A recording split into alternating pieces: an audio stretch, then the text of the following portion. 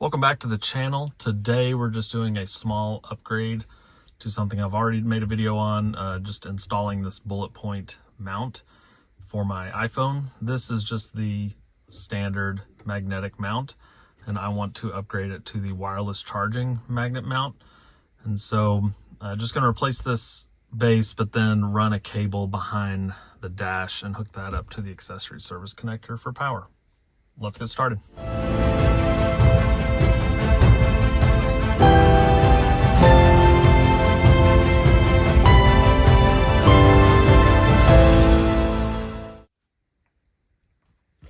All right, so here's the replacement mount from Bulletpoint. This is really all I care about that comes in this pack. This is going to be the magnetic mount plus the charger. It takes a USB-C cable. With Bulletpoint, they send you one that connects into a USB-C, or excuse me, USB-C to USB-A. But this would require a cable running down to a port, and I don't want this cable to be visible. That's all it comes with. So I went on Amazon and got a 6-foot long USB-C cable that actually has a positive and negative hard line. And so I'm going to be tapping into the accessory service connector. So I've got some terminals here.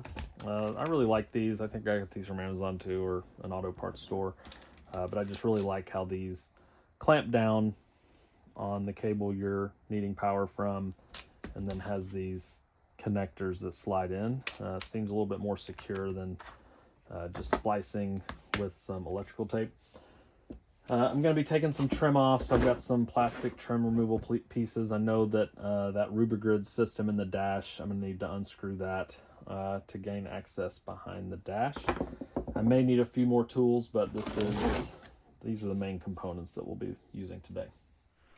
So, having to cut in here because I actually installed this exactly how I wanted. I took the cable that I ordered off Amazon, ran it behind the dash, connected it to the accessory service connector, cranked the truck up, it looked fine, and then a couple days later as I'm driving, I'm noticing that my phone is not charging at all, and there's actually a red blinking light on the side of the Bulletpoint mount. Played around with it a little bit more, still same result. It just was not charging. So I don't know if the cable I ordered from Amazon just has too little resistance, too much resistance, but that cable is just not compatible. So unfortunately, I'm going a different route. I'm just going to use the cable that Bulletpoint sent with the mount. I'm going to run it instead of behind the driver's side dash. I'm going to run it behind the passenger side dash, behind the glove box, and then just kind of finagle this wire to connect into the USB port, the USB-A port, just below or just above that little compartment in the center. And so it's not going to be completely hidden, but this will just be, you'll see later in the video, but it'll just be just a little bit sticking out. I know that will work because I've tested it. It's just a little frustrating that it's not going to be exactly how I wanted behind the dash into the accessory service connector. So a lot of this video you'll see is instructions I was giving when I was installing it to the accessory service connector, but I'll try to cut in with new video footage showing this cord. Okay, so first I need to take off this Rubigrid system. I'll post a video or link a video right here on the screen to the install video of this if you want to go back and look at that. But first just need to kind of get all this off and remove these 1, 2, 3, 4, 5, 6 screws using a short Phillips head screwdriver, because you do get pretty close to the windshield, so a normal longer Phillips head won't do you any good.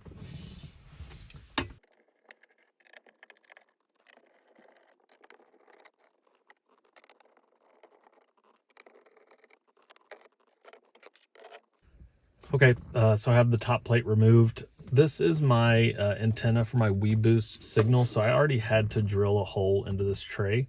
Just so I'm not drilling a bunch of holes in here, I'm just going to use some of the space in this existing hole to run my cable down for the charger.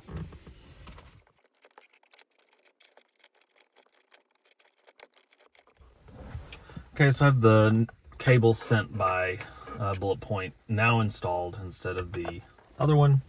And to get a clear view of where this cable needs to go, I need to remove the glove box. So to do that, just got 3 screws here, and I think I have 2 screws across the bottom that I need to take out.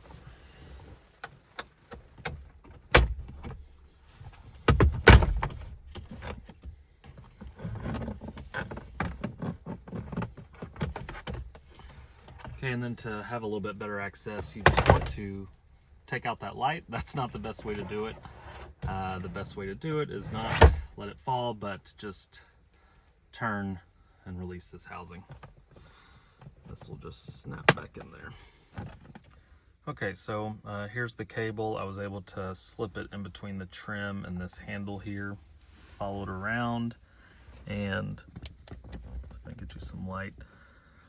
Can't really see it, but it's just back behind this piece of the dash, and then comes up through here. So this is the cable here, and then it is currently running through this hole that I had pre-drilled for other things, and then it's already fed through, or it will be fed through the Rubagrid holes here. Okay, so I just need to unscrew the current mount.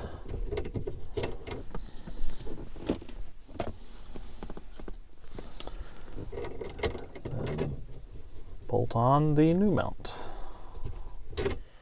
All right, I have the glove box installed. I have the cable running up and hooked into the charger. I have tested it this time and it has worked. So running it to this USB port has been fairly successful. The cable is really not long. I've run it back through the hole, up through this Rubagrid system, and I had to end up moving my arm that holds the mount back to the back of the Rubagrid system because this cable was not long enough to plug in where I had it. It was more out here. So did have to reposition the arm to meet the length of the cable.